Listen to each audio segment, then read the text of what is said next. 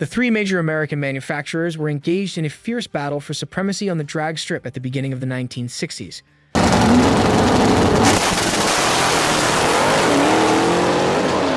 To always outdo one another, Chrysler and General Motors were going all out to create the best superstock drag cars possible.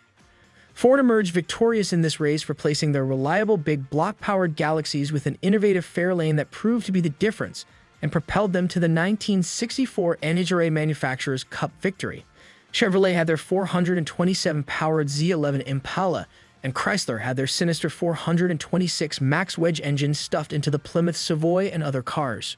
The 1964 Ford Fairlane Thunderbolt is the story of the vehicle that would turn the NHRA upside down with its 550 horsepower, 11-second creation.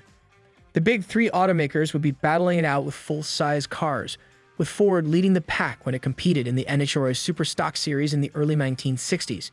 Before we get into the Thunderbolt itself and why it was such a powerful force on the strip, let's set the scene. The pony car wasn't even a thing in the early 1960s. The Mustang, Camaro, and Challenger hadn't been introduced. When the Galaxy was first released in 1961, it had a 390 cubic inch V8 engine that had been tuned, but this engine was beginning to lose ground to larger 400 cubic inch engines from competitors like GM and Chrysler. After Ford released a 406 cubic inch version of that 390 in 1962, with comfortably over 400 horsepower, things started to improve for the Ford-powered superstock cars, and they were actually starting to win races fairly consistently. However, in 1963, Ford discontinued the 427 cubic inch version of their engine, which is where the legendary 1964 Thunderbolt story starts.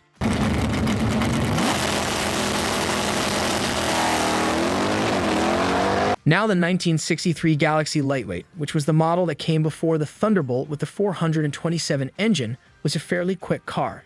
However, the problem with all the Galaxies was that they were just a bit too heavy for a racer to like.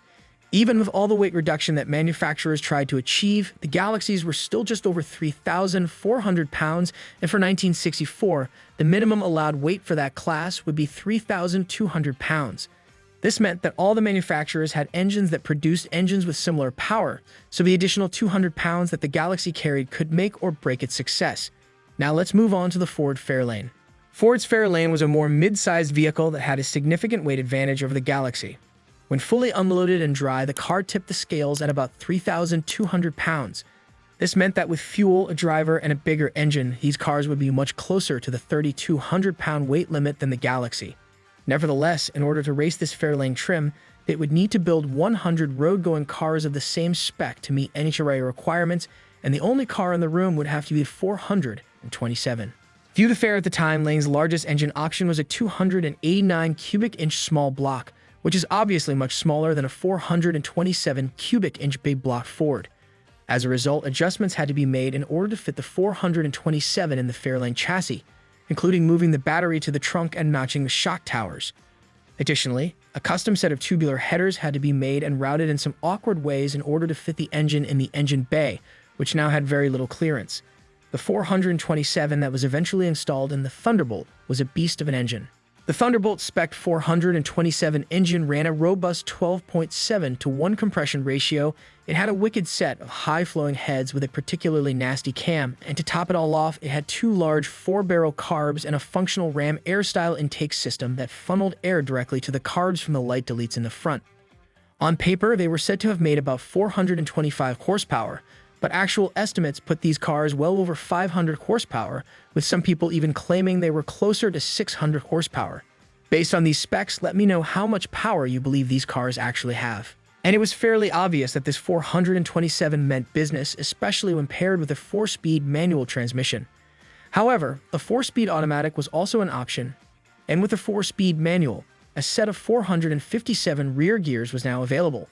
The Thunderbolt's engine was extremely powerful, but they also received a sophisticated upgrade to their drivetrain. Even though the base Fairlanes were significantly lighter than the Galaxies, they still had to strip these cars down to obtain every tenth of a second at the strip. And a portion of this weight loss involved removing the radio and pretty much everything else from the inside that wasn't absolutely necessary, including the stock Fairlane seats, which were thrown in the trash and replaced with the extremely basic flat seats from a foreign Econoline van. Silent Soundnick's sun visor, armrests, and windshield wiper were removed at that stage because, well, why not? They also applied similar weight savings to the Thunderbolt's exterior, adding lightweight fiberglass doors and fenders, as well as the distinctive fiberglass teardrop hood. Ford was able to quickly build all 100 units of this car to make it eligible to race in accordance with NHRA rules. Initially, they even added fiberglass bumpers to the Thunderbolt as well, but the NHRA quickly stated that was not allowed, so they replaced them with aluminum versions. The 1964 Thunderbolts used 289 equipped Fairlanes as the base vehicle for which they would be built because they came standard with the Ford 9-inch rear, which was the only one that would be able to handle the constant abuse that these cars would go through at the track. After putting a lot of work and time to turning the meek Fairlane into the ferocious Thunderbolt, Ford was able to achieve their desired outcome. The Thunderbolts were as close to a rocket ship as you could get straight out of the factory, and the first 11 cars that were built were all painted burgundy. The remaining cars were all painted Wimbledon white, which was also the white used on the Shelby GT 350, as a fun side fact. The Thunderbolt could easily complete a quarter-mile in 11 seconds, with some of the finest performances of the era being in the extremely low 11-second range. You might have assumed that the Thunderbolt would have served a long and illustrious career at the highest level of racing, and while that may have been true for some cars, by 1965 the racing space had changed, stuffing these large displacement engines into the smaller, more compact cars that were coming out. Specifically, 11.08 seconds at 128 miles per hour is the lowest in period quarter-mile time that I could find reference to.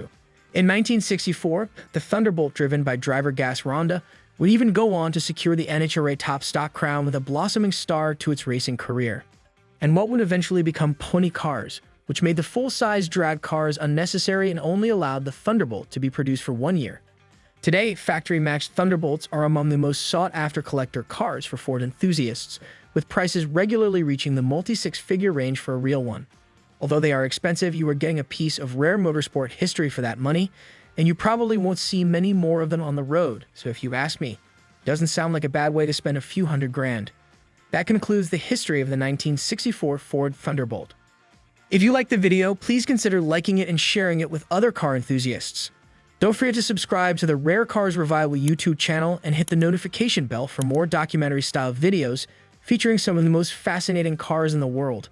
Until next time, enthusiasts.